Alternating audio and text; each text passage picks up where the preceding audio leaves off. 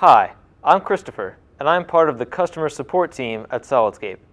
Today, I'd like to show you how to safely clean the cutter blade of your Solidscape High Precision 3D printer. To ensure safety, first make sure the interlock is open. This disables all the motors.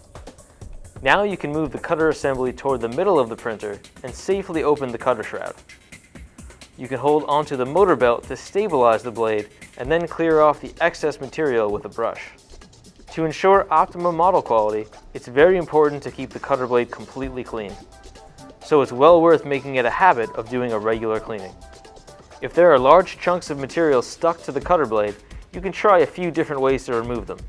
You can use the white putty knife that comes with the printer. We recommend a weekly cleaning with warm VSO and isopropanol.